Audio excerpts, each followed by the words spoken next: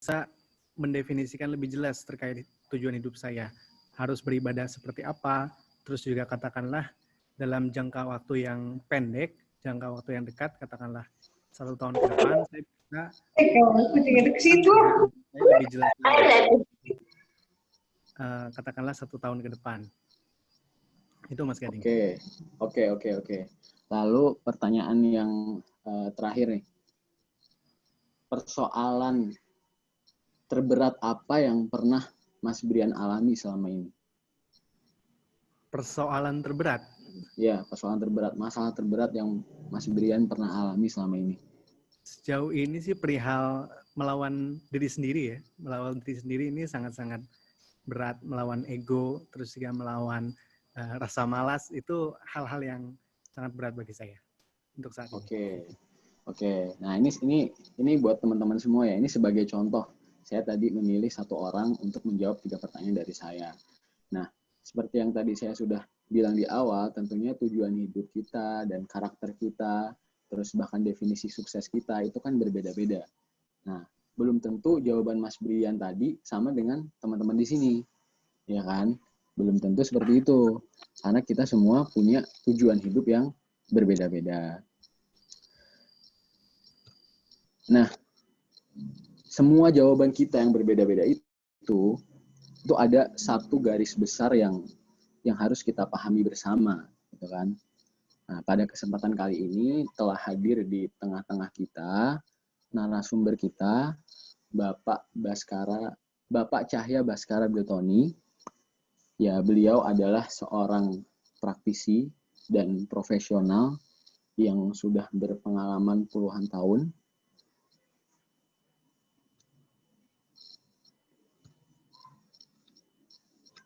Beliau sekarang ditunjuk sebagai bagian direksi di Wafdullah Travel, dan juga EHS konsultan di Perfetti Funmail Indonesia.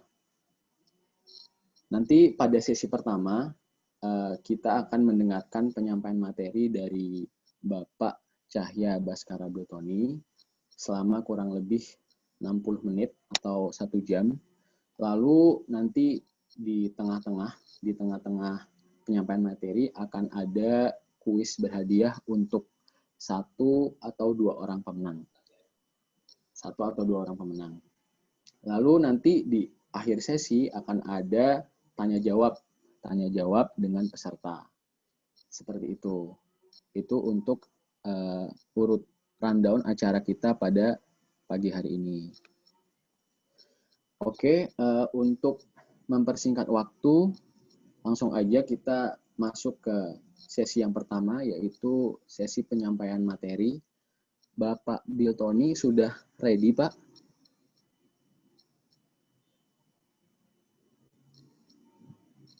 Pak Biltoni? Insya Allah sudah siap, sudah kedengaran dengan bagus? Siap. Langsung saja kita mulai. Waktu dan tempat untuk Bapak Biltoni kami persilahkan. Monggo, Pak.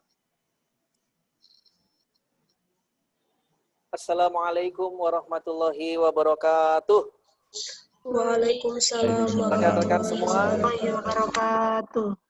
berapa yang sedang online ini Pak Panitia total? Ada 68 Pak, sama Bapak juga.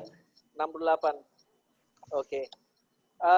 Rekan-rekan semua, pada kesempatan ini saya akan menyampaikan beberapa hal terkait dengan persiapan untuk memasuki dunia kerja. Terlebih dahulu kita bertanya pada diri kita, sebenarnya tujuan hidup kita ini apa sih? Seperti itu ya. Kemudian berikutnya kita bertanya lagi, mohon maaf, pertama tujuan kita bekerja itu apa? Ya, mungkin yang pertama ini dulu. Yang kedua, tujuan hidup kita tuh untuk kemana? Mau ngapain sih? Ya, tujuan hidup kita. Kemudian yang ketiga, bagaimana usaha kita untuk mencapai tujuan hidup yang nomor 1 tadi, tujuan kerja, dan tujuan hidup yang nomor 2. Ya.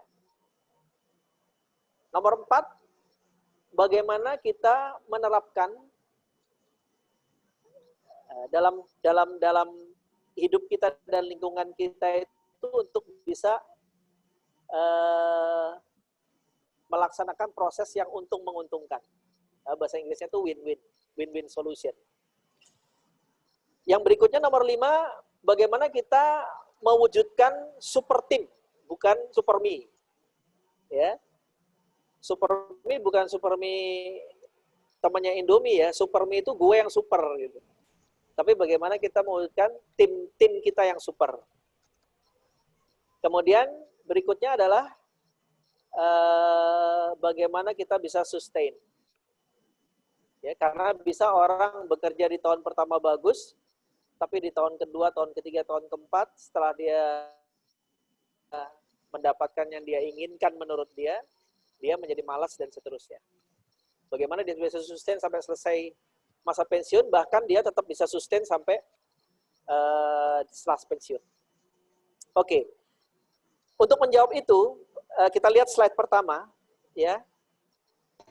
Jadi coba slide kedua, Pak. Slide kedua. Slide kedua, Pak, langsung. Oke. Sudah, Pak. Teman-teman, kalau kita ngelihat pohon, yang kita lihat kok indah sekali bunganya, betul ya? Betul. Atau kalau kita ngelihat gedung tertinggi di dunia, misalnya apa? Kalau saya itu terkesan pertama dulu Monas, kedua ya Hotel Jam yang ada di Mekah. Itu yang kita lihat kan, wih tinggi banget ya. Betul nggak teman-teman semua ya? Oke. Nah, itulah yang disebut dengan personality. Ini mengawali dari memasuki dunia kerja ya. Saya mulai dari konsep hidup dulu, itu yang disebut dengan personality. Teman-teman pernah nggak berpikir, seandainya bunga itu sedemikian bagusnya dan indahnya, pernah nggak berpikir nih akarnya seberapa dalam? Nggak akan pernah kan? Kemudian kalau kita melihat gedung Hotel Jam yang ada di Makkah, kita nggak pernah berpikir, fondasinya, akarnya gedung yang sedemikian tinggi ini berapa meter ya? Coba saya tanya Mas Gading, Monas itu fondasinya ke bawah berapa meter Mas Gading? Wah, kurang tahu, Pak. Nah, dan saya yakin kita semua nggak ada yang tahu, termasuk saya. Iya, betul. Karena memang orang tidak pernah melihat yang di bawah ini, yang disebut dengan karakter. Sudah ya? Jadi sekarang kita masih bisa memahami apa itu personality dan apa itu karakter. Kebanyakan orang kalau ditanya tujuan bekerja, mesti dia akan jawab yang berbentuk personality. Contohnya gue pengen dapat gaji gede, gue pengen dapat jabatan yang tinggi kan. Karir, ya. Nah, dan itu nggak akan pernah tercapai teman-teman. Kalau Anda hanya berpikir personality. Justru konsep hidup kita tuh harus berawal dari karakter, Pak. Oke ya. Di sini supaya setuju dulu. Secara garis besar saya gambarkan begini. Personality adalah kita punya mobil Mercy. Karakter adalah adab kita dalam menghadapi orang lain. Contohnya sabar, sopan, telaten, tidak pantang menyerah. Itu adalah karakter. Personality kita punya mobil Mercy, kita punya villa, kita punya apalagi klub sepak bola. Ketika kita hanya punya personality tanpa punya karakter, Mercy kita, villa kita, klub sepak bola kita dalam waktu sekejap akan sirna.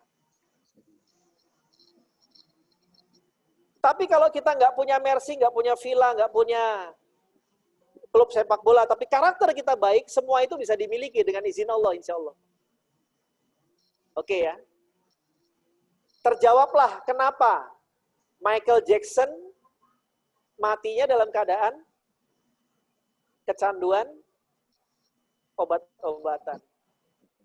Whitney Houston matinya dalam keadaan kecanduan obat-obatan. Karena mereka hanya mengejar personality tanpa mengejar pembinaan karakter. Sampai sini kira-kira bisa dicerna? Bisa Pak, insya Allah. Bisa, insya Allah. Oke ya. Jadi ini yang mendasari konsep hidup kita dulu, Pak. Jadi sebenarnya dalam hidup ini yang penting adalah bukan personality, tapi yang penting adalah karakter. Ketika pohon itu akarnya besar, mesti pohonnya kuat. Ketika bangunan itu pondasinya dalam dan melebar dan kuat, ke atasnya kita akan bangun setinggi apapun, insya Allah bisa.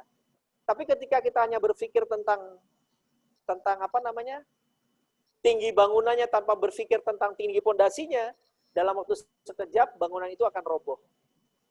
Ini konsep hidup pertama sebelum kita memasuki dunia kerja, Pak. Sehingga saya katakan ketika orang bercita-cita pengen dapat duit banyak, pengen pangkat yang tinggi, Anda nggak akan pernah bisa menikmati hidup Anda, artinya Anda tidak akan pernah bisa menjadi orang yang berbahagia. Oke ya, jadi yang kita fokus adalah bagaimana kita memperbaiki dan menumbuhkan karakter. Nanti personality ini pasti akan ikut.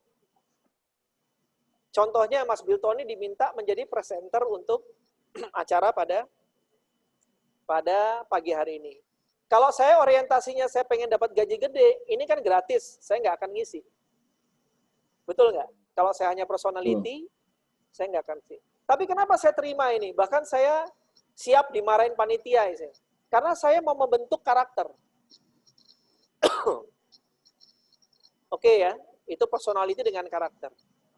Nah, teman-teman sekarang mulai bisa memahami konsep pertama bahwa dalam hidup sebenarnya yang kita perlukan adalah memperbaiki karakter kita sepenuhnya sampai ajal kita. Nanti personality ini akan ikut. Nah, ternyata dengan kita memperbaiki karakter, saya diundang tanpa kampanye. Diminta untuk memberikan seminar. Ini adalah personality akan ikut kan? Dengan karakter yang kita bina, personality akan ikut. Tapi kalau saya kejar, saya pengen ngasih seminar segala macam, belum tentu juga ada orang yang mau dengar. Seperti itu. Oke. Sampai sini dulu direnungkan bahwa kita harus mempunyai cita-cita dalam bekerja, yaitu membentuk karakter. Nah, nanti cita-cita hidup menyusul. Sampai sini setuju atau tidak? Setuju. Setuju ya? Oke. Setuju. Lanjut Mas. Lanjut.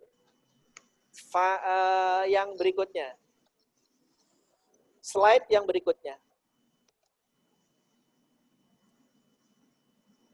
Oke, sampai sini.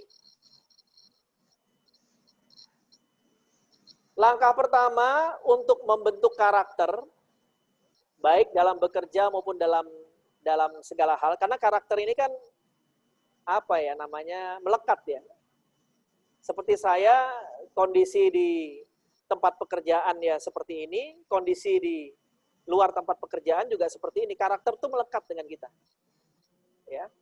Nah, sekarang saya jelaskan mengenai proses yang banyak orang keliru. Tadi sudah konsep ya. Konsep tujuan kita bekerja adalah terus membangun karakter. Nanti personality-nya akan ikut. Gaji Bapak akan otomatis meningkat. Jabatan Bapak meningkat. Itu adalah personality. Dan itu tidak penting. Yang penting adalah Anda mempunyai karakter yang semakin baik. Nah, sekarang bagaimana caranya? Yang pertama adalah kita harus mengenal apa itu reaktif dan apa itu proaktif. Ya. Reaktif adalah reaktif. Jadi reaktif itu adalah mengcounter keadaan yang dari luar. Oke ya. Contohnya Pak. Saya datang ke rumah pacar. Tiba-tiba sampai di rumah pacar, ketemu dengan bapaknya. Lagi nyiram bunga. Terus saya nanya ke bapaknya, Pak, saya mau ketemu pacar saya. Namanya Siti Kamar Mandi misalnya. Oh, nggak bisa, kamu siapa? Nah, Kira-kira kita gimana, Pak?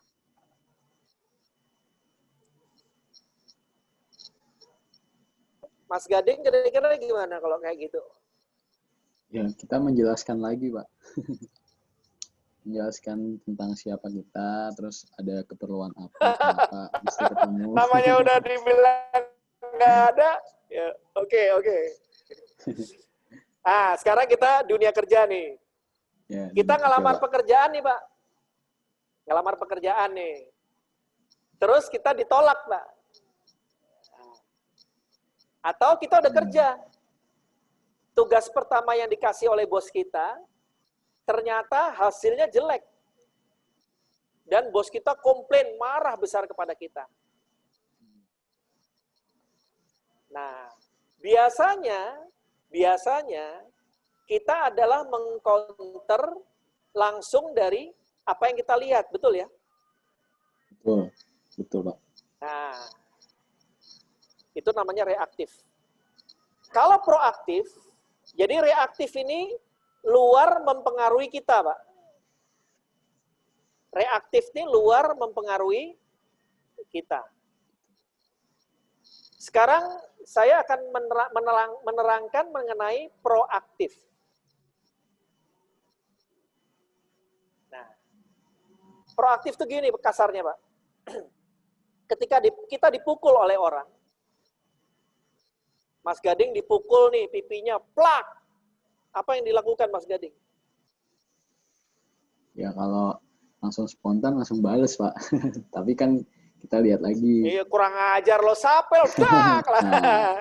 Oke, teman-teman. Iya, kita kebanyakan begitu dulu saya sebelum punya betul, pengalaman. Nah, ternyata, Pak, ketika kita mau membalas, itulah ada pilihan di dalam hati kita, Pak.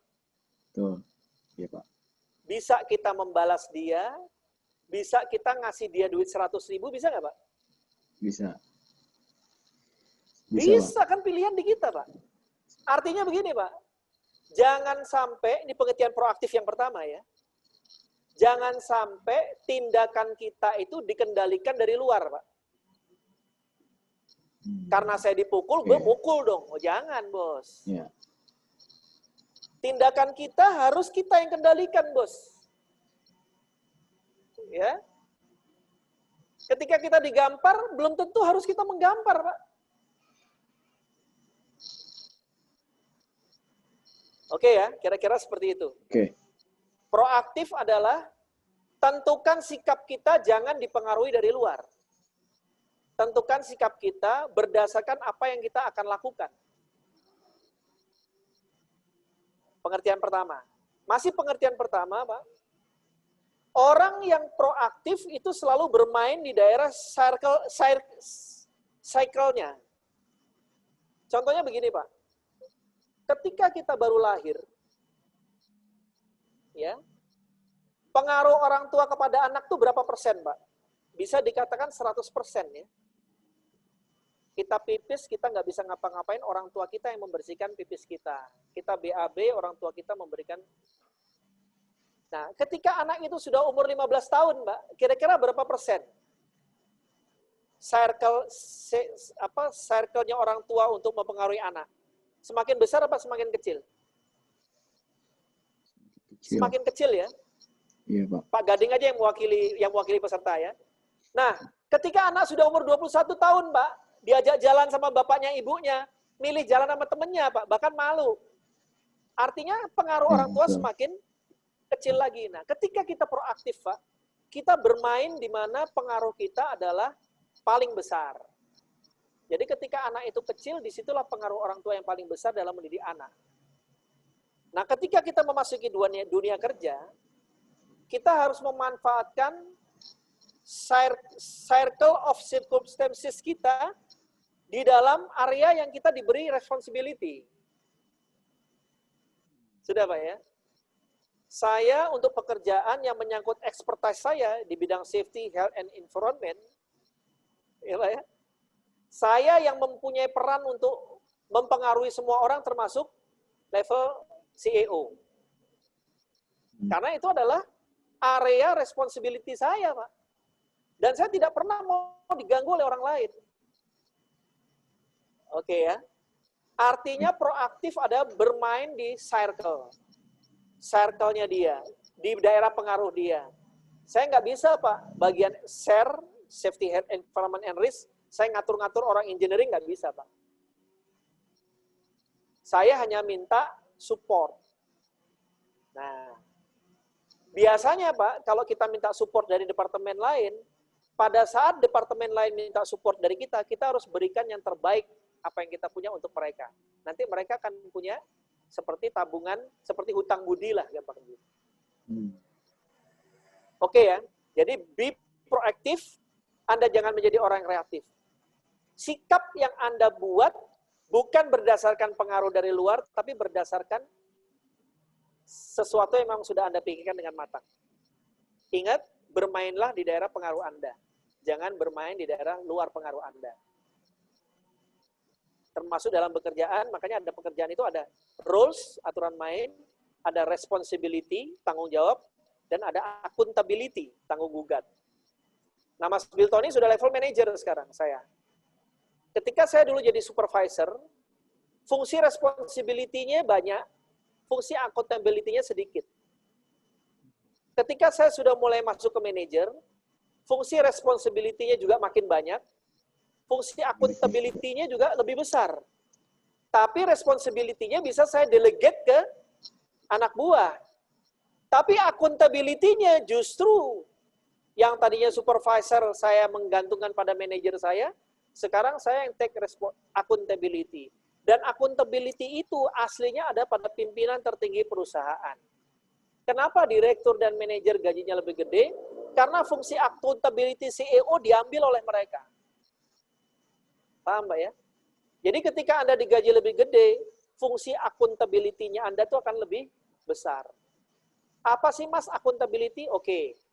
Anda lihat kesebelasan Itali, Juventus. Di situ ada Cristiano Ronaldo.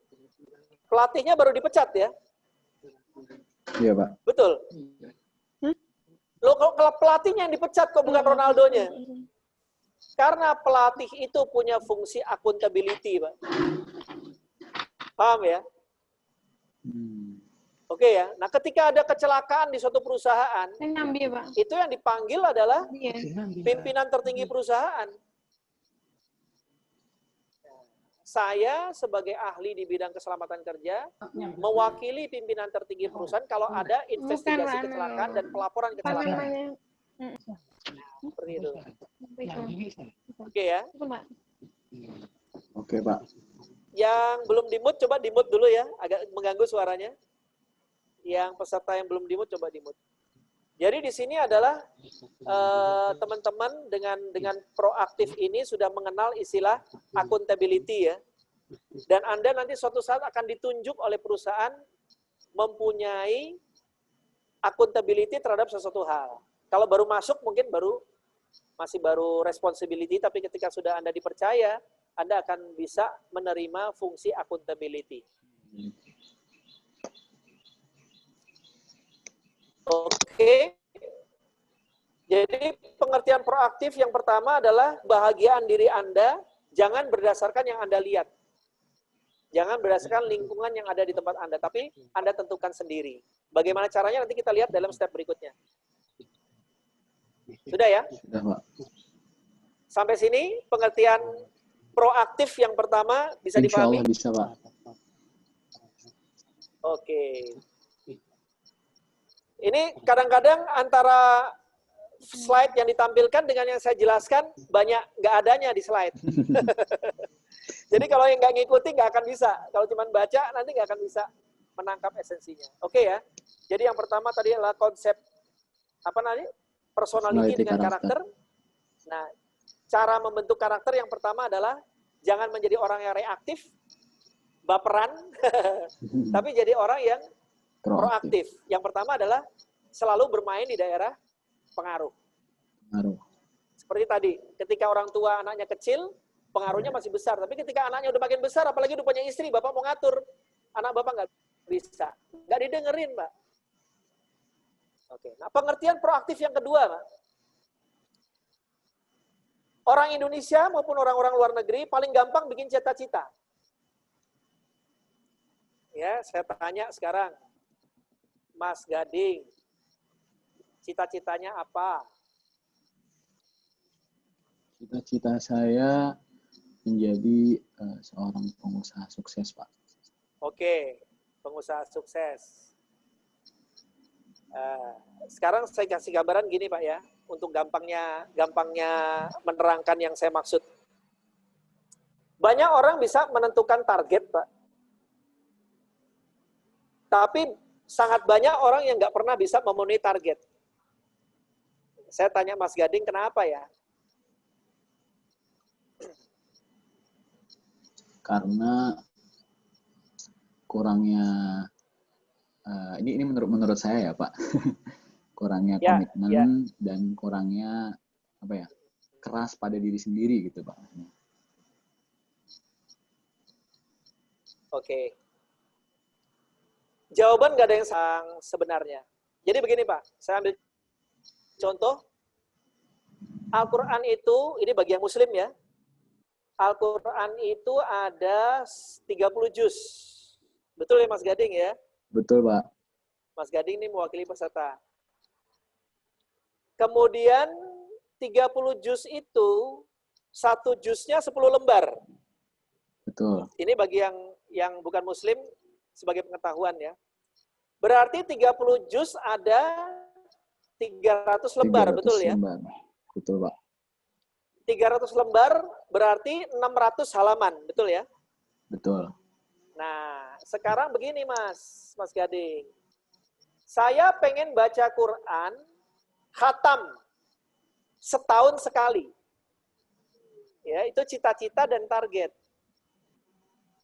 Berarti berapa hari atau berapa lembar Anda harus baca dalam sehari, Gading? Kalau setahun berarti 30 juz dibagi 12. Itu kurang lebih 2 juz. Ya. 2 juz. Ya itu 1 bulan ya Pak, berarti 2 juz sekian lah, 2 juz sekian. Itu sebulan. Nah, 2 juz sekian itu kalau dijadikan lembar berarti kan 20 lembar.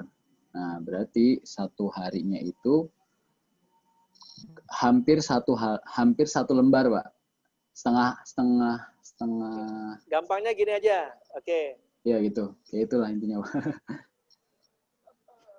Oke, teman ya. Gini aja, setahun kan 360 hari.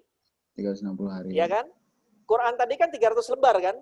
300 lembar. 360 hari 300 lembar. Berarti sehari minimal baca satu lembar. 1 lembar. Ketika Mas Gading 1 hari baca 1 lembar, insya Allah setahun itu khatam. Khatam, Pak. Tapi ketika Mas Gading misalnya mau khatam 6 bulan, berarti sehari harus baca berapa? 2 lembar. 2 lembar. Iya, 2 lembar.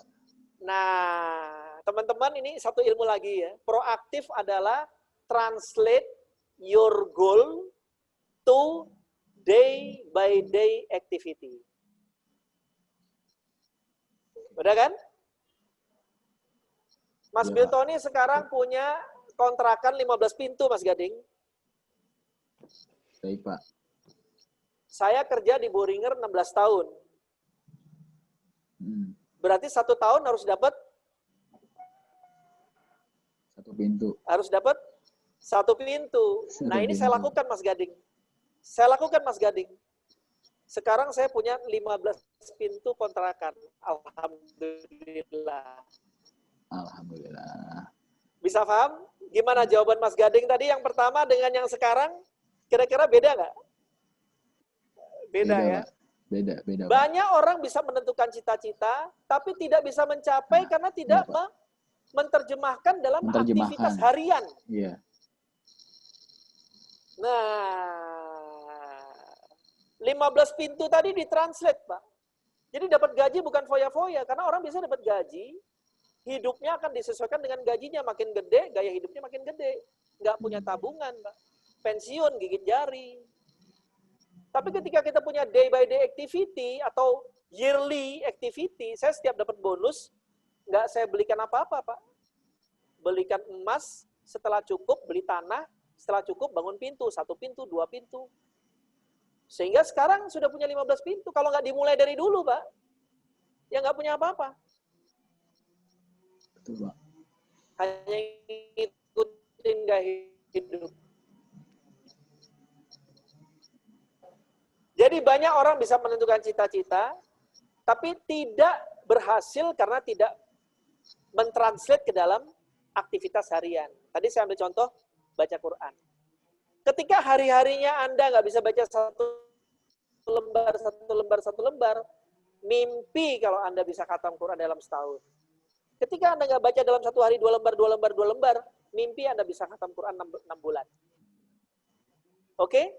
Oke, Pak. Jadi cita-cita Anda menghatamkan bacaan Al-Quran, itu ditentukan oleh Anda sendiri. Setiap harinya Anda lakukan apa. Udah ya? Banyak orang yang melakukan reaktif, tapi sangat sedikit orang yang menjadikan dirinya sebagai proaktif. Oke, sampai sini bagaimana kira-kira? Bisa dicerna? Bisa, insya Allah. Apa semakin puyeng, apa semakin jelas? Semakin jelas, Pak. Banyak istilah-istilah baru ya, tapi baru membuka ya pikiran kita ya. Anda silakan punya target apapun. Yang paling gampang Anda tadi membaca Quran aja. Oke. Sampai sini mungkin saya buka any question dulu lah sebelum saya lanjut. Pengen tahu pemahaman teman-teman tentang yang saya jelaskan tadi, personality dengan karakter. Kemudian yang kedua, jangan menjadi reaktif, tapi Anda menjadi proaktif. Proaktif ada 2. Yang pertama bermain di daerah pengaruh. Yang kedua adalah translate your goal to day by day activity. Jadi aktivitas harian Anda tuh yang menentukan Anda sendiri. Oke, ada pertanyaan sampai sini? Atau Mas Gading yang akan bertanya mewakili peserta? Sebelum kita lanjut ke topik berikutnya.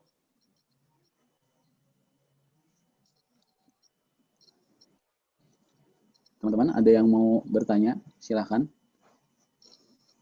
Atau bingung?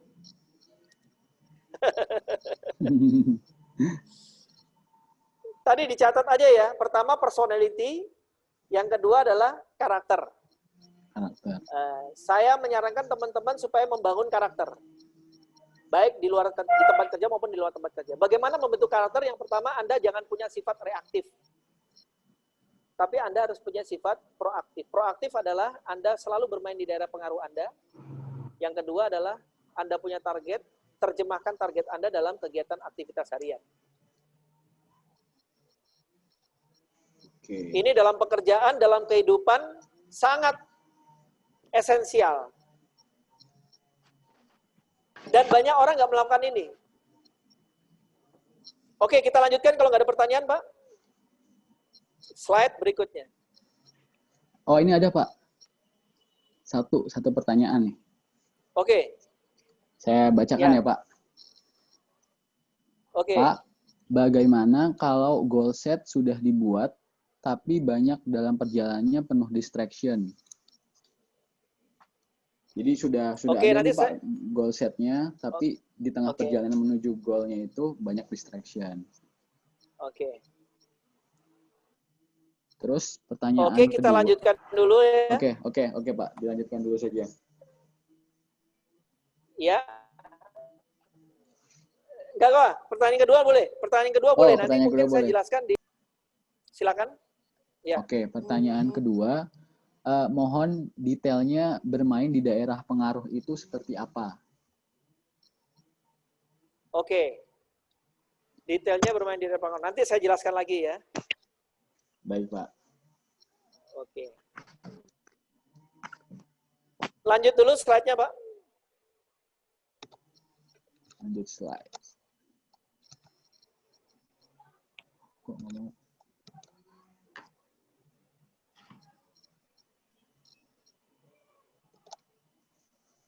Satu slide lagi coba. Oke, stop sampai sini dulu, Pak.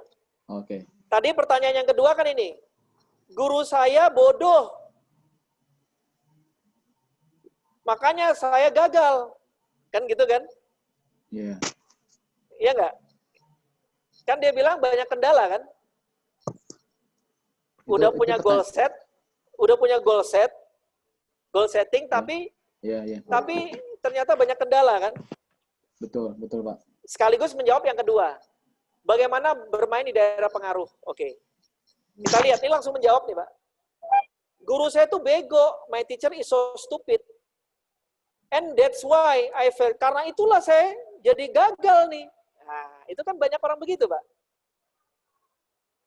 Nah, itu berarti kan kita nggak bermain di daerah pengaruh. Guru kita goblok, kita bisa ngapain? Kan nggak bisa ngapa-ngapain, dia yang goblok kok.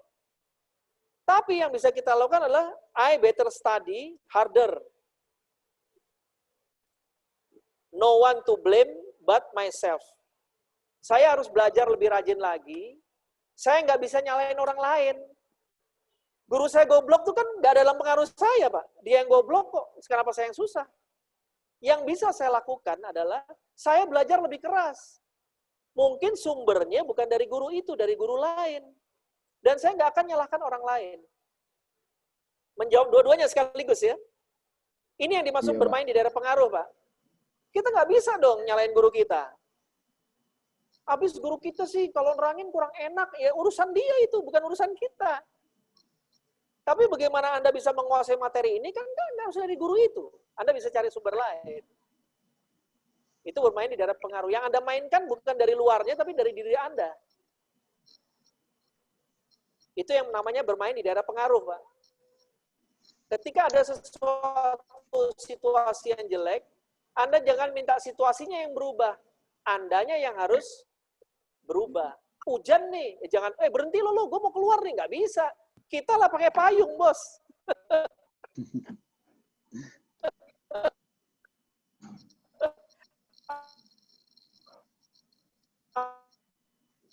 Atau kita jangan keluar kehujanan.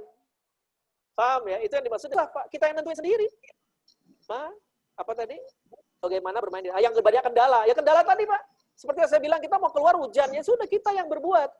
Bagaimana kendala itu bukan dihilangkan, Pak ya. Tapi kita ya tentukan ya. Hujan nih pakai payung, Pak. Pakai jas hujan. Pakai Grab. Ya nggak kehujanan.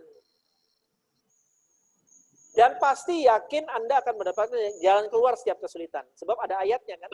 Fa innamal usri yusron, innamal usri yusron.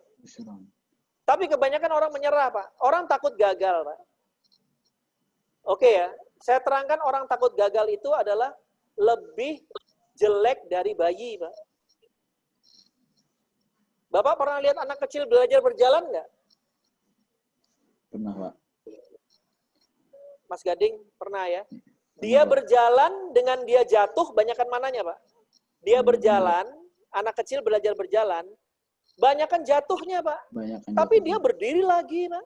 Jatuh lagi. Nah, ketika dia sudah lihai dengan berjalannya waktu, jatuhnya sama berjalannya banyakan mana, Pak? Banyakan berjalannya, Pak. Banyakan berjalannya. Nah, ketika Anda takut gagal, apalagi begitu Anda gagal, dimarahin sama bos, tadi saya bilang, pekerjaan pertama salah, Anda langsung jatuh mental, ya sudah deh Pak, Anda baperan, ya kan? Anda bukan jadi orang yang proaktif, Anda siap-siap menjadi orang yang gagal. Karena Anda nggak akan berani lagi gagal. Gagal itu bukan gagal loh Pak. Gagal itu adalah keberhasilan. Karena orang yang belum pernah gagal, dengan orang yang sudah pernah gagal, itu akan lebih tough orang yang sudah pernah gagal Pak.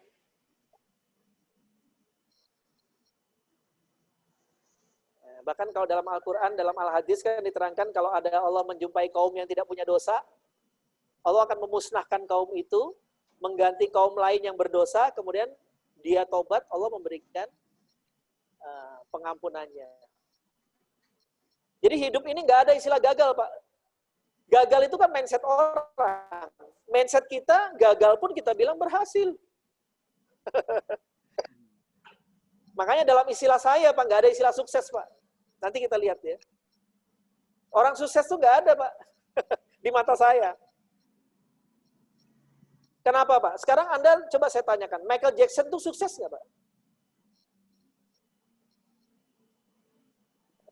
Sukses menurut dia, Pak. Kok diem? enggak, sukses juga menurut orang banyak mungkin. Kenapa? Oh, iya. Penjualannya miliaran, Pak. Dia konser nggak pernah hadir. Nih Mas Biltoni ngasih seminar undangannya 130, yang datang cuma 68 kan. Lah, nggak ada apa-apa ya, Pak, dibandingin Michael Jackson. Sekarang definisi sukses di mana? Dia beli mobil apa aja bisa. Dia ketemu dengan pejabat negara bisa. Whitney Houston, Pak.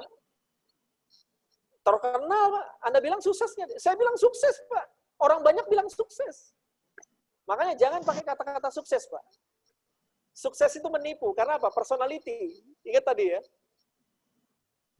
Apa itu yang Anda kejar? Whitney Houston mau beli apa aja bisa, Pak. Orang lagunya nggak ada yang jelek, Pak. Tapi matinya dalam keadaan overdosis. Kalau Anda bilang sukses, sukses. Anda mau bilang nggak sukses gimana? Anda punya mobil juga kagak, kok bilang Whitney Houston nggak sukses. Dia mobil apa aja punya. Sampai gimana? Sampai kan mau cari duit, katanya. Jadi nggak bisa, Pak. Kata-kata sukses kalau bisa dihilangkan.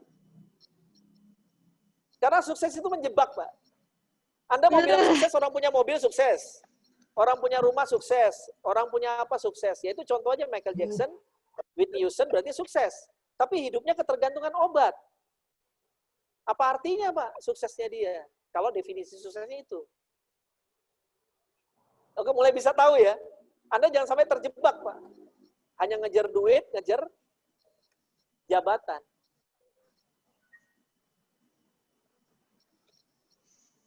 Oke. Terjawab ya 2 pertanyaannya, insya Allah ya. Bermain di daerah pengaruh, contohnya gambar ini.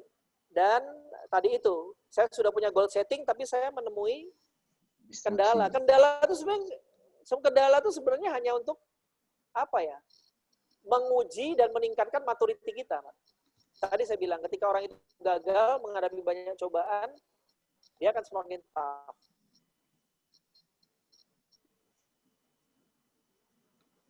Orang akan merasakan manis karena dia sering merasakan pahit, betul Pak ya? Ketika orang tuh nggak pernah merasakan pahit, Pak, manis terus. Yang manis akan dibilang manis nggak oleh dia? Nggak bisa, Pak. Jadi lebih baik mendidik seseorang itu merasakan pahit terus. Bahkan kalau kita bekerja, Pak, kalau bisa kita banyak problem terus yang kita hadapi. Tapi kita solve the problem. Solve the problem. Kemarin panitia sempat saya capture tentang meeting saya hari Kamis dan hari Jumat. Di situ ada apa? WWT issue. Jadi saya dibayar sebagai konsultan, teman-teman ngelihat enak ya, wah duitnya banyak nih. Tapi konsultan tuh isinya masalah, Pak. Kenapa saya dibayar oleh perusahaan? Karena perusahaan banyak problem. Saya harus menawarkan solusi, Bos. Jadi nilai value seseorang ditentukan ketika dia bisa mengatasi problem. Nah, ketika orang itu nggak ada problem, bagaimana orang bisa menilai? Minta gajinya gede. Lo minta gaji gede, emang lo siapa? Tapi ketika kita sudah mengatakan bahwa kita bekerja di Boeing 16 tahun sebagai share manager, nggak mungkin 16 tahun nggak ada problem di perusahaan. Mesti orang ini sudah tough dalam menghadapi berbagai macam problem. Dan ternyata terbukti, Pak. Ingat ya, value seseorang bukan di mana dia meminta, Pak. Value seseorang adalah di mana ketika dia mulai memberi. Sekarang Mas Gading saya cerita nih. Mas Biltoni cerita nih. Ding, gue ini manajer di sini, Ding. Gue punya kapal, Ding. Gue ini konsultan, Ding. Gitu kan? Buat Gading ada nilainya nggak diri saya? Nggak ada. Tapi ketika Mas Gading, Mas Biltoni, saya mau ngadakan seminar nih. Mas Biltoni hadir ya. Kira-kira saya punya nilai nggak buat Mas Gading? Punya, Pak. Punya. Artinya nilainya Mas Biltoni di Mas Gading ini bukan apa yang Mas Biltoni punya, betul nggak? Betul. Tapi apa betul. yang Mas Biltoni beri. Ingat-ingat teman-teman. Kalau Anda kerja niatnya cuma cari duit sama cari jabatan, Anda berarti sudah mempersiapkan menjadi orang gagal. Saya masuk kerja, Pak, mesti saya niatnya, saya akan solve problemnya perusahaan ini. Pak, perusahaan Bapak punya problem apa, Pak? Ini, Pak, cara ngatasinya, Pak. Perusahaan mana juga akan ngerekrut, Pak.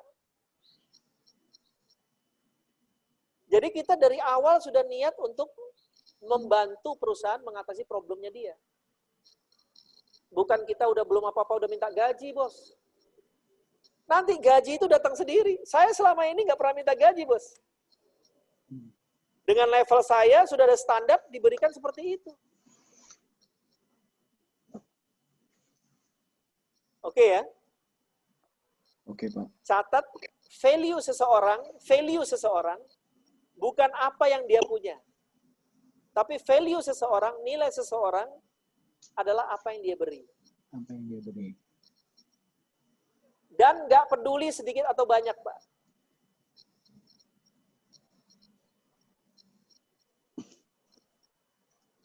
Oke ya. Ketika Anda bekerja dan semangat Anda selalu memberi, Pak, nanti yang namanya personality itu, Pak, gaji, jabat, itu datang sendiri, Pak. Tapi ketika Anda cita-citanya pengen dapat duit, pengen jadi jabatan, ya itu banyak temennya, Pak, istilahnya. Yang ngantri. Ya. Tapi kalau Anda kerja, Anda nawarkan solusi, ya, banyak orang nyari Bapak. Ini langka ini, Pak. Bapak masalahnya apa, Pak? Dan tawarkan solusi.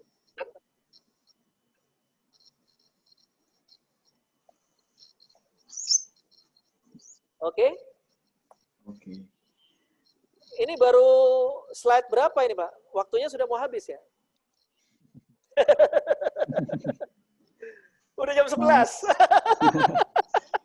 Mas Panitia, Mas Reza. Oke, nggak apa-apa. Nah, Mas. Nggak apa-apa. Ya. Oke. Ini tapi banyak hal yang bisa ditangkap dari step 1 ini ya. Jadi proaktif Banyak, Pak. ini adalah mencakup juga tentang value. Oke, lanjut slide berikutnya.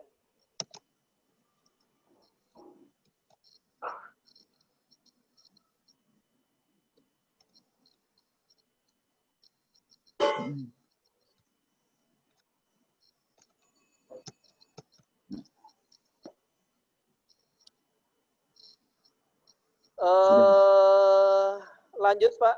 Ini sudah saya terangkan tadi.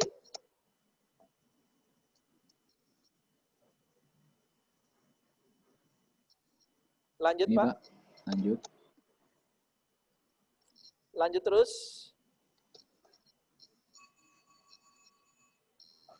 Lanjut, Pak. Oke.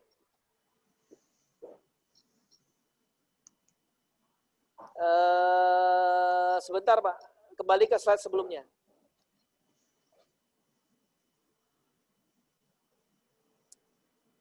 Oke, Pak ya, ketika Anda, ini kita sama-sama punya waktu yang terbatas ya, 24 jam sehari. Tapi kenapa ada orang yang bisa, saya nggak bilang sukses ya, ada orang yang bisa memanfaatkan waktunya dengan baik, ada orang yang tidak bisa memanfaatkan waktunya dengan baik. Sebenarnya siklus manusia tuh gini, Pak. Dari mulai bangun tidur, dia makan donat, ya kan? Buru-buru ke tempat kerja, ada lampu merah, terus nanti makan siang, burger, terus tidur lagi. Betul nggak, Pak? Tidur lagi. Betul, Pak.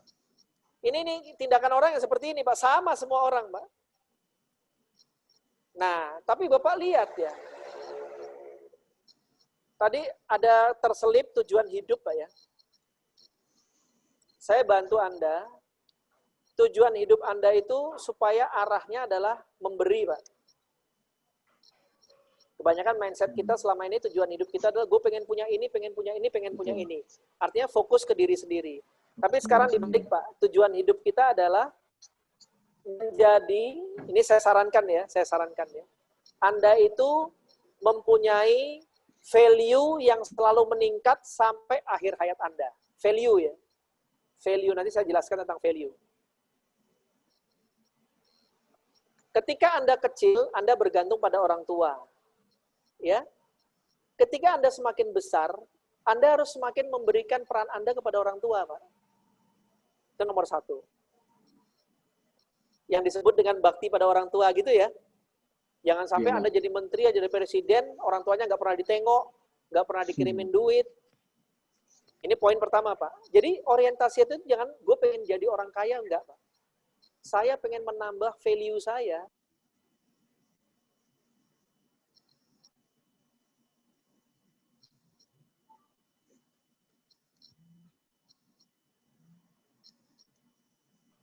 nggak terputus ya? Iya, terputus, Pak. Terputus. Terputus. Oh, terputus. bisa. Tapi ini udah nyambung lagi, Pak. Udah. Oke. Saya tuntun teman-teman sekalian, value adalah cita-cita kita, tujuan hidup kita. Usahakan kita memberikan value kepada orang-orang dekat kita. Yang pertama orang tua. Yang kedua istri. Yang ketiga anak. Mungkin dulu kita belum bisa membagikan istri, Pak. Semakin kita bertambah usia, harus berusaha untuk memberikan nilai kita kepada istri kita. Ada gue nih, istri kita harus makin bahagia. Ada kita, orang tua kita harus makin bahagia. Ada kita, perusahaan kita harus semakin bahagia. Nah, jangan Anda yang perlu perusahaan, tapi perusahaan perlu Anda. Ini kalau nggak ada Mas Gading nih, aduh repot deh. Kalau ada Mas Gading beres semua. Nah itu kata-kata itu Pak yang kita jaga di perusahaan. Jadi jangan Anda berpikir gaji, Pak. Mas Bilton ini sekarang nggak mikir naik gaji Pak. Otomatis gaji naik Pak. Yang saya pikirkan apa yang bisa berikan buat perusahaan supaya perusahaan makin tenang nih. Oke? Nah, ada yang terakhir sebenarnya ini yang paling utama Pak. Value kita yang harus kita tingkatkan terus sampai kita mati kepada siapa Pak? Kepada Allah. Kepada Allah, Pak. Kalau dulu kita kuliah, bisa sholat malam, bisa sodakoh, setelah kita kerja malah nggak pernah sholat malam, nggak sholat sodakoh, berarti hidup kita value-nya di mata Allah semakin rendah. Rendah. Iya. Iya, Pak. Ya, jadi jangan fokus pada luar Pak untuk kita. Ingat-ingat ya. Jangan fokus pada cita-cita Anda dari luar ngasih ke kita itu jangan, Pak. Tapi sekarang kita balik, Pak. Bagaimana saya bisa berikan buat orang tua? Saya bisa berikan buat perusahaan saya bisa berikan buat bos saya. Saya bisa berikan buat anak buah saya. Saya punya bos, punya anak buah, Pak. Semuanya nggak ada yang, walaupun sering saya marahin, Pak ya, anak buah saya. Nggak ada yang pernah kapok, Pak. Bahkan ketika sudah saya keluar dari perusahaan, mereka tetap banyak sering minta advice, Pak. Saya sudah nggak kerja di tempat yang lain, tetap mereka minta advice. Kenapa, Pak? Dan saya dengan senang hati, Pak, memberikan advice. Karena apa? Saya cita-citanya adalah memberi value kepada orang lain. Nanti orang memberi ke saya itu, Pak, otomatis, Pak. Nggak usah kita minta, Pak. Perusahaan itu akan memberikan kepada kita sesuai dengan, Bapak sekarang gini aja, Bapak kalau senang sama orang gimana sih, Pak? Bapak kan akan berikan yang ada, bahkan Bapak takut kehilangan dia. Itu aja gampangnya. Oke, ini sampai mana tadi? Sampai tujuan hidup, Pak ya. Jadi tolong tujuan hidup Anda, fokus pada memberi pada orang lain, Pak. Ya. Dan memberi nggak usah nunggu banyak, Pak. Mulai dari yang kecil, mulai dari sekarang. Kalau Agim bilang tuh, mulai dari diri sendiri, nggak usah nyuruh orang lain. Mulai dari yang paling mudah, mulai dari sekarang. Katanya Agim itu. Halo Agim. Jadi mulai dari diri sendiri, Pak, nggak nunggu orang lain mulai. Mulai dari yang paling mudah, yang bisa kita kerjain, yang sekarang bisa kita kerjain. Udah. Beliin istri nggak usah nunggu gaji 100 juta, Pak. Gaji UMR, pulang kerja, beliin pisang goreng buat istri. Dek, tadi Akang mampir warung nih, ingat adek, beliin pisang goreng. Itu istri udah senang sekali. Soalnya saya ngelihat perempuan lain tuh, Dek, kayak sapi. Cuman ngelihat adek aja nih, kayak orang perempuan beneran. Istri senang digituin. Itu Mas Gading, caranya kalau pengen dapat istri. Ya. Oke, sampai sini kira-kira. Nah, baru menikah ya, alhamdulillah ya. Oke, nah sekarang teman-teman, setelah Anda mempunyai tujuan hidup tadi, Anda menentukan prioritas, Pak. Anda menentukan prioritas. Jangan sampai seperti ini yang dalam sirkular ini. Anda bangun tidur, makan, berangkat kerja, makan, tidur lagi dan seterusnya. Ini hidup Anda nggak punya nilai nih, Pak. Nilai buat siapa nih, Pak? Nggak ada. Ya. Nah, misalnya nih Pak, Anda sepertiga malam bangun. Ini bagi yang muslim ya. Anda sudah menghemat satu kedekatan dengan Allah. Artinya memanfaatkan waktu Anda untuk mendekatkan pada Allah. Tadi punya value yang tinggi di hadapan Allah. Kemudian Anda sebelum sholat subuh, sholat 2 rakaat. Ini bagi yang muslim ya. Anda sudah raih tuh dunia seisinya. Rakaatul fajri khairum minad dunya wa ma fiha. Ini kan sederhana, Pak. Masuk azan subuh, Anda sholat 2 rakaat. Bagi yang muslim. Anda sudah raih dunia seisinya. Sampai waktu duha, Anda melaksanakan sholat 4 rakaat. Ibnu Adam, ya, jangan meremehkan kalian, jangan lemah dengan 4 rakaat di awalnya siang. Aku akan cukupi sampai akhirnya siang. Pekerjaan ringan. Baru Anda lakukan semua. Ini contoh, Pak. Hidup Anda sudah punya value di hadapan Sang Kholik. Sekarang punya value di mata orang tua. Anda sudah kerja, berapapun gaji Anda. Alokasikanlah uang Anda untuk orang tua Anda. Untuk mertua Anda. Nggak akan Anda miskin dengan sedekah ke orang tua. Mudah kan? Mas, ini nggak ada hubungan sama kerja. Siapa bilang? Bakti pada orang tua sangat besar pengaruhnya ke pekerjaan kita, bahkan dalam kehidupan kita, Pak. Ketika Anda ingin menjadi raja, perlakukanlah orang tua Anda sebagai raja. Udah gitu aja, Pak. Rumus ini pegang nih, Pak. Pokoknya kalau Anda pengen dapat lebih, berikan lebih dulu, Pak. Ketika Anda sudah berikan lebih yang terbaik pada diri Anda, nanti lingkungan itu akan memberikan yang terbaik buat Anda. Apalagi orang tua, Pak. Doanya orang tua kepada anak itu seperti doanya Nabi kepada umatnya. Saya kalau ada masalah berat, Pak, saya datang ke orang tua, saya kasih duit, saya titip doa. Ya walaupun nggak masalah berat juga, saya datang ke orang tua, rutin, insya Allah.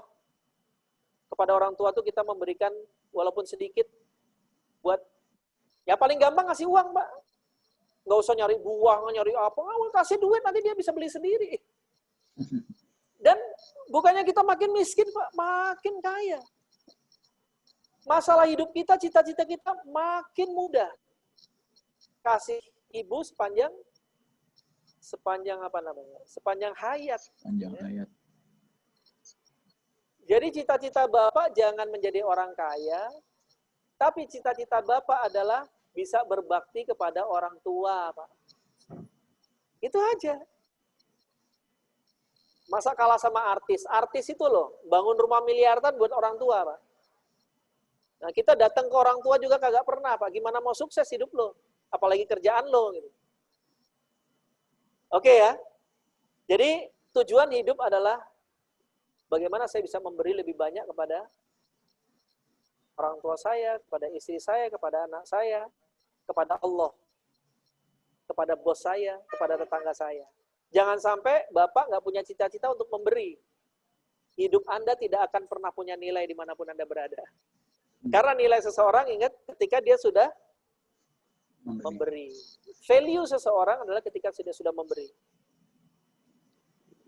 Oke, Mas Gading punya nilai ke Mas Biltoni karena meringkas materi training dalam bentuk PowerPoint. Wah, itu value Mas Gading. Iya, Pak. Buat saya itu satu hal yang baik buat Mas Gading. Kecil kan, mungkin Mas Gading nggak merasa itu. Tapi kalau Anda niati, saya bantu Mas Biltoni ini. Anda punya nilai di mata Mas Biltoni. Ingat, nilai kita bukan apa yang kita punya. Tapi nilai kita adalah apa yang kita beri. Udah gitu aja, Pak. Jadi kalau mau ngelamar kerjaan, jangan minta gajinya segini, Pak. Saya akan tawarkan solusi ini, bos. Ini, bos. Kalau perlu Bapak tanya, Pak, perusahaan Bapak punya problem apa, Pak? Gitu, Pak. Saya insya Allah sih bisa bantu Bapak untuk selesaikan problem Bapak. Wah, ini orang hebat juga. Saya nggak peduli gaji, Pak. Ya gaji udah ada standar, Pak. Saya nggak usah ngomong gaji. Sekarang saya nanya problem Bapak apa? Coba Anda ngomong begitu di waktu wawancara, orang udah mikir, Pak. Wah, ini orang berarti udah ikut apa? Webinarnya Mas Biltoni ini. Bercanda, Mas Gading. Ya. Oke, beda mindset ya. Jadi cita-cita harus apa yang kita beri ya, jangan apa yang kita punya. Ingat-ingat itu ya. Apa yang kita beri. Kalau kita beri, Pak, nggak usah nunggu kita punya, Pak. Anda memberi senyuman sama orang lain itu sudah sedekah. Anda mengambil duri dari jalanan itu sudah sedekah. Ini karakter, Pak. bukan personality. Even Anda nggak punya mercy, Anda nggak punya duit, di dompet nggak ada uang, tapi Anda bisa nolong orang lain, itulah value Anda. Dan Anda akan berharga di mata orang, bahkan di mata Allah. Jadi untuk menjadi orang yang bervalue, tidak perlu menjadi orang kaya, tidak perlu menjadi orang pintar, tidak perlu menjadi orang pangkat. Sekarang pun Anda bisa punya value untuk orang di sekitar Anda. Nggak ada kata-kata sukses ya. Coba Anda lihat. Sukses ini jebak, Pak. Ya. Kalau orang masih bilang sukses, Anda lihat orang ini masih pendek pikirannya. Sukses kan tadi punya duit banyak, terkenal. Ya Michael Jackson, Whitney Houston. Itu punya semua. Kalau Anda nggak mengatakan dia sukses, padahal Anda orientasi seperti itu, ya nggak cocok dong. Makanya jangan ada kata-kata sukses. Oke, lanjut. Sebelumnya mohon maaf Pak, ini ada pertanyaan lagi nih. Ya. Nah, waktunya udah habis kan, ini materinya belum selesai. Tinggal 10 menit lagi. Kalau saya alhamdulillah udah mau selesai. Cuman memang materinya Pak, kalau saya tidak jelaskan seperti ini, Anda nggak menganggap esensinya, ya kan? Nggak apa-apa, nanti mungkin ada webinar jilid 2, no problem Pak. Kita nggak ngajar waktu, tapi kita ngajar quality. Ya, insya Allah yang saya jelaskan ini sudah banyak yang Anda bisa ambil walaupun belum sampai finish. Oke. Baik Pak. Monggo silakan. Pertanyaannya, bagaimana cara kita supaya mempunyai mental yang suka memberi, bukan mental suka meminta? Oke. Tadi saya bilang Pak ya, memberi itu kan tidak menunggu kita kaya. Memberi itu tidak menunggu kita sukses. Memberi itu tidak menunggu kita terkenal. Betul kan? Betul. Saya juga sama Pak dengan Anda semua. Dulu mental saya waktu masih remaja itu ya maunya buat gue apa nih, buat gue apa. Selalu ke kita, orientasinya diri kita Pak. Dan hidup kita ternyata makin sulit Pak. Kalau orientasinya diri kita Pak. Tapi ketika kita semangatnya memberi terus Pak, itu kok hidup kita lebih mudah Pak. Dan yang kita cita-citakan dulu susah, sekarang jadi datang sendiri. Nah, untuk hal seperti ini Anda praktekkan aja. Cobalah Anda memberi apa yang Anda punya ke orang lain. Baik ilmu, baik jalan keluar, baik uang, baik apapun. Ketika Anda semangatnya selalu memberi, nanti akan menemui kemudahan-kemudahan yang sangat banyak dalam hidup Anda. Insya Allah seperti itu. Saya kebetulan juga pimpinan di travel haji umroh Pak ya. Dan saya membimbing jamaah juga. Saya selalu niatnya bukan mencari untung Pak. Saya bisa berbagi dengan mereka. Dari mulai mereka turun di pesawat Pak, bahkan sampai masih di daerah Tanah Haram Pak, naik bis, itu mereka sudah banyak yang menangis Pak. Saya bilang inilah rindunya kita ketemu dengan Ka'bah. Kita masih ada di Tanah Haram saja, pulang tuh sudah bisa menangis dan ingin kembali lagi Pak. Karena apa Pak? Kita punya value Pak. Kita memberikan, saya bilang Bapak Ibu ini memberikan uangnya, memberikan waktunya kepada Allah.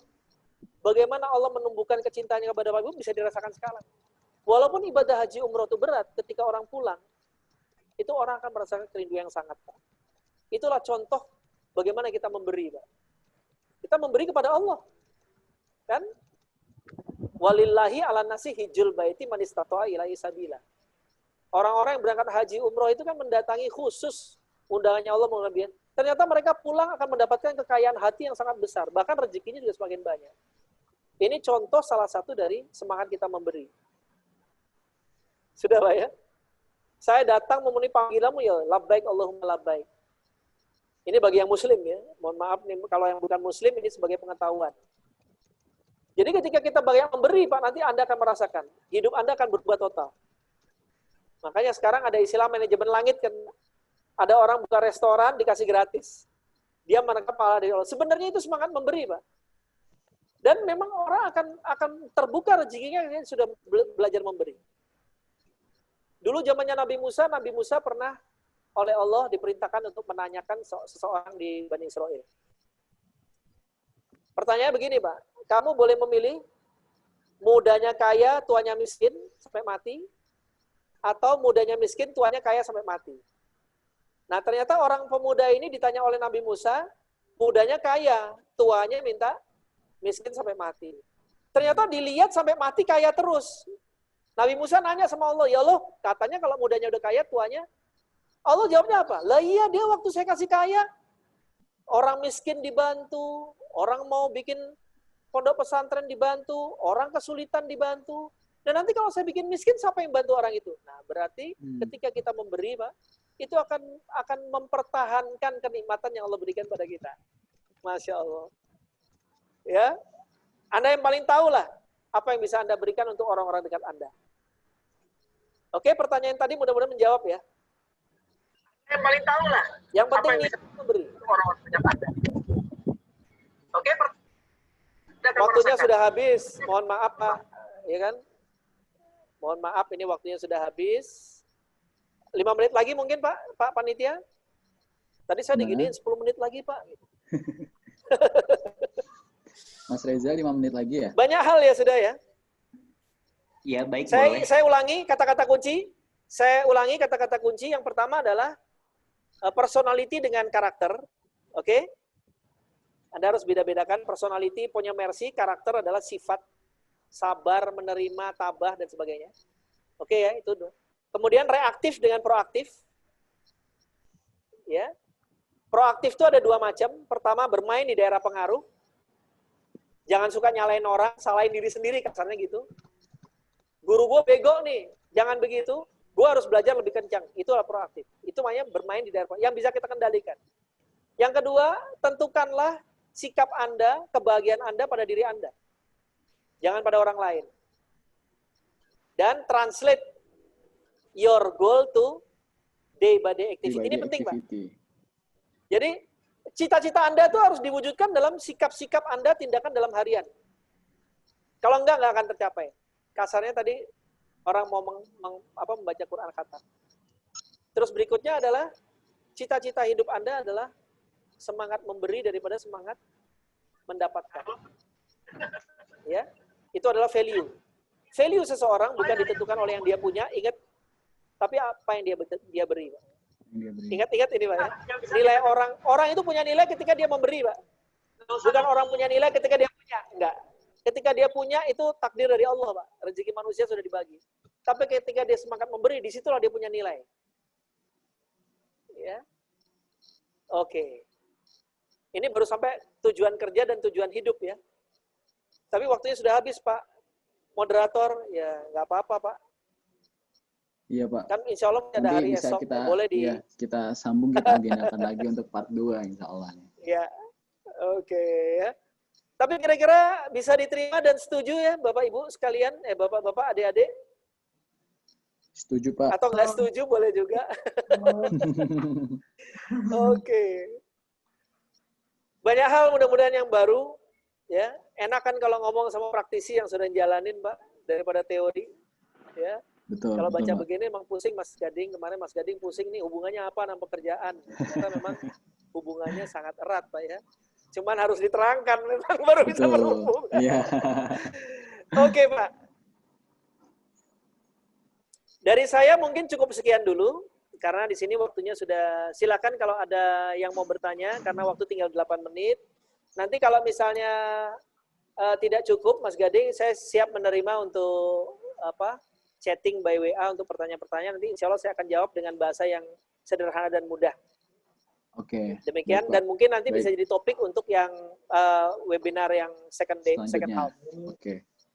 Baik, Pak. Terima kasih, mohon maaf kalau ada kekurangannya. Silakan yang mau bertanya.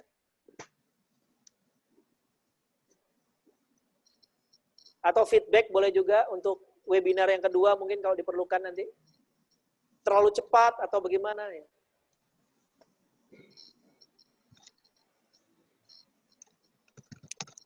Untuk sesi selanjutnya, insya Allah Pak Biltoni, kita akan mengadakan kuis. Ada 2 pertanyaan. Nanti teman-teman di sini, peserta, bisa memakai fitur raise hand ya. Jadi pertanyaan ini dijawab oleh peserta secara langsung. Nanti biar saya yang nulis. Coba saya minta ke panitia juga ya. Panitia tolong saya dikasih feedback dari bentuk tulisan saja untuk dari semua peserta. Mungkin 3 saja. Sangat puas, atau tidak puas gitu aja. Ya. Atau sangat bermanfaat, bermanfaat atau tidak bermanfaat. Jadi nanti mungkin untuk evaluasi kita, Pak. Dari webinar ini saya minta masukan dari semua peserta yang mendengarkan dari awal apa webinar ini sangat bermanfaat atau tidak bermanfaat. Nanti kita lihat presentasinya. Oke, silakan Pak, kuis. Kuis untuk pertanyaan pertama.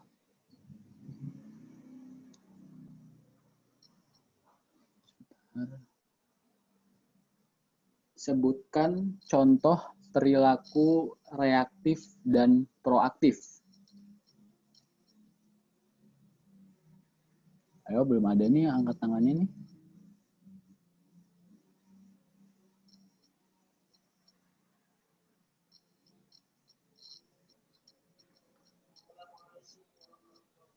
Sebutkan contoh perilaku reaktif dan proaktif.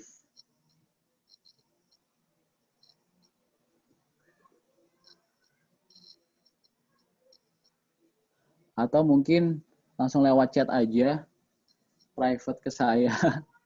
Kalau masih ya boleh. Bingung. Mungkin malu-malu kali. Raise hand-nya iya. Atau langsung buka ininya sudah aja. Sudah ada. Mbak Nanda Ayu. Mbak Nanda Ayu. Coba ditampilin Mbak Nanda. Videonya bisa diaktifkan. Lalu dijawab pertanyaan yang tadi. Mbak Nanda Ayu. Bentar. Saya sedang merapikan diri dulu ya, Pak. Bentar. Ya sudah, voice saja nggak apa-apa. Voice saja nggak apa-apa. Salah satu kayak etiknya orang yang reaktif itu dia menyalahkan hal-hal yang di luar kendalinya seperti cuaca ataupun kayak kelakuan orang lain kayak gitu. Lalu yang selanjutnya. Terus kalau orang yang proaktif dia itu lebih fokus ke skill dan habit dan nilai-nilai yang dia bisa lakukan, yang dia bisa kendalikan. Sudah? Mbak Nanda Ayu sudah jawabannya? Bagaimana Pak Biltoni? Jawaban dari Mbak Nanda Ayu? Yang proaktif baru separuh ya. Karena proaktif itu ada 2, Mbak Nanda. Yang pertama adalah dia bermain di daerah pengaruh dia. Dan yang kedua adalah translate the goal to day by day activity yang belum disebutkan tadi ya. Ya. Oke, jangan lupa itu. Jadi proaktif itu harus, Mbak Nanda harus punya target, dan target itu harus diwujudkan dalam aktivitas harian, Mbak. Ya? Ya, Pak. Oke. Nanti apa yang Anda lakukan di aktivitas harian itu Anda tentukan dari tadi itu, dari tujuan hidup Anda, value tadi. Apa yang akan Anda fokuskan di situ. Jadi yang reaktif sudah benar, yang proaktif separuh jawabannya masih kurang ya untuk yang day-by-day activity. Sip. Good point. Sekarang kita lanjut ke pertanyaan yang kedua. Pertanyaannya adalah, mana yang lebih penting? Personality atau karakter? Sebutkan, berikan contohnya. Berikan contohnya. Ayo, yang bisa menjawab. Mana yang lebih penting? Antara personality atau karakter? Mas Ahmad Surya Adijaya. Mas Ahmad Surya. Mas Ahmad Surya. Ya, halo. Assalamualaikum. Waalaikumsalam. Monggo Mas, jawabannya Mas. Kalau jawaban dari saya sesuai dengan apa yang disampaikan oleh Bapak Biltoni, yaitu karakter. Adapun karakter ini, mengapa menurut saya itu lebih penting dibandingkan dengan personality? Karena dari karakter yang baiklah akan memunculkan atau menampilkan personality yang baik. Nah, salah satu ciri adalah kesabaran. Kesabaran dan mau menerima sebuah tekanan. Tidak semua orang itu mampu menerima tekanan. Nah, cenderung orang yang tidak bisa menerima tekanan suatu pekerjaan itu kesabarannya sangat gampang goyah. Sehingga personality-nya pun tampak lebih rendah. Itu karena berdasarkan apa yang pernah saya alami sendiri. Jujur kalau saya pribadi pernah bekerja sebentar. Tapi karena tekanan itu cukup berat bagi saya yang sebagai mahasiswa tingkat akhir yang harus membagi waktu gitu ya. Jadi tanpa ngomong panjang lebar, dari atasan pun meminta untuk kamu istirahat aja, tidak perlu dilanjutkan di sini. Intinya karena karakter itu memang seharusnya sudah terbentuk sebelum saya untuk terjun ke dunia lapangan pekerjaan. Untuk menampilkan personality yang baik. Terima kasih. Oke. Bagaimana Pak Biltoni, jawaban dari Mas Ahmad Surya? Oke Pak, jadi tadi saya katakan, nilai kita adalah ketika kita menghadapi problem Pak ya. Sebenarnya ketika menghadapi problem kita jangan keluar Pak. Kita bagaimana caranya problem itu kita atasi. Dan insya Allah Pak, insya Allah selama saya bekerja, seberat apapun problem yang kita hadapi, insya Allah Pak, Allah memberikan jalan keluar. Yang penting kita berusaha dengan ikhlas, dengan tawakal, dengan berdoa. Kita minta bantuan juga kepada tadi super team ya, kita belum sampai ke masalah super team. Saya selama ini Pak, alhamdulillah, termasuk ancaman bom Pak di pabrik saya pernah terjadi. Itu alhamdulillah Pak, saya bisa atasi semua dengan tawakal pada Allah, dengan minta doa orang tua, minta doa keluarga, alhamdulillah semuanya bisa terlaksana. Bahkan anak saya pernah diculik Pak. Anak saya nomor 5 pernah diculik. Saya pernah mengalami seperti itu juga, alhamdulillah juga dengan bantuan Allah dan doa-doa orang tua dan mertua, anak saya diantar pulang oleh polisi Pak. Artinya beberapa hal yang sangat berat yang sudah saya hadapi dan kita hadapi Pak. Yang penting kita jangan diam Pak. Kita harus bereaksi, bukan bereaksi, proaktif untuk merespon, bukan bereaksi, lebih tepatnya merespon dengan proaktif. Alhamdulillah Pak. Dan value Anda sebenarnya ditentukan ketika Anda bisa solve the problem. Jangan mundur Pak. Ingat anak-anak kecil yang berjalan, dia akan banyak jatuh daripada berjalannya. Orang jatuh bukan gagal Pak. Ingat, nggak ada istilah gagal sukses Pak. Nggak ada. Ya. Itu kan omongan manusia aja. Kalau dia hindari kata-kata itu Pak. Sehingga kita hidup tuh selalu semangat dan selalu gembira. Oke ya Pak ya? Oke. Feedback saya untuk Mas siapa tadi? Mudah-mudahan Mas bermanfaat. Ahmad Surya Pak. Ya, jadi nggak ada Pak persoalan hidup yang berat, sangat berat nggak ada. Karena la yukallifullahu nafsan illa wus'aha. Allah sudah nakar kekuatan kita Pak. Oke. Baik. Waktunya mungkin sudah habis? Ya, sudah habis. Alhamdulillah seluruh sesi nanti tolong sekali lagi Pak? Semua peserta memberikan feedback ya. Memberikan feedback yang tadi sangat bermanfaat atau tidak bermanfaat. Nanti biar kita bisa evaluasi Mas Gading ya. Iya Pak. Nanti insya Allah panitia akan buatkan Google Form untuk bisa diisi oleh peserta. Jadi kita bisa lebih enak Pak ngelihatnya nanti. Udah. Oke. Alhamdulillah jazakumullahu khairah. Rangkaian sesi acara pada hari ini sudah selesai, terlaksana dengan baik. Sekali lagi kami ucapkan terima kasih kepada narasumber kita, Bapak Biltoni. Alhamdulillah jazakallahu khairan Pak, sudah mau menyempatkan waktunya untuk mengisi acara pada pagi hari ini dan yang sudah mau berbagi ilmunya kepada kita semua. Dan juga kepada teman-teman semua yang saya lihat tadi ya, sangat menyimak dengan antusias gitu. Berapa orang total? Total ada berapa? 61 Pak sampai saat ini, 61 orang.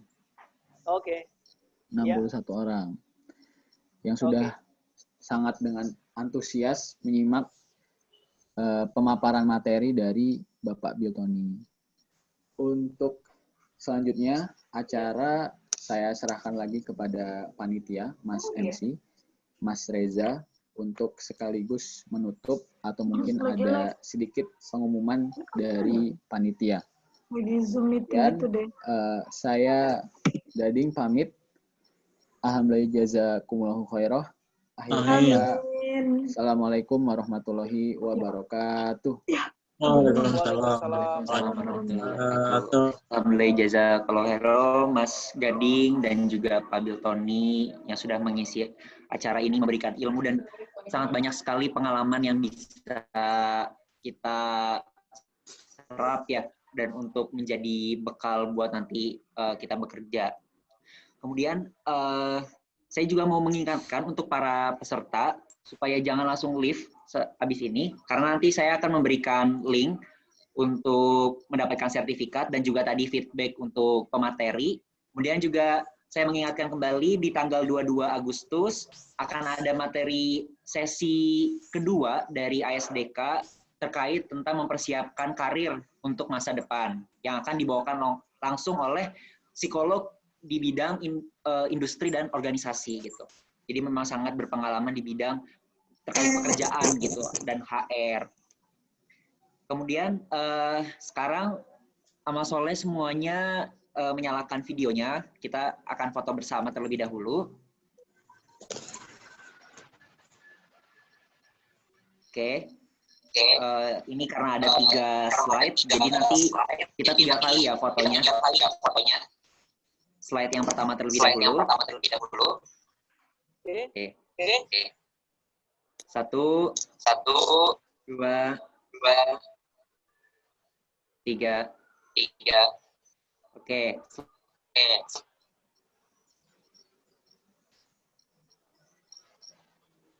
Slide yang kedua. Sebentar ya, lagi loading ini. Agak lambat koneksi saya. Oke. 2. Oke. Slide yang terakhir. Lagi loading dulu. Baik. 1, 2, 3. Oke.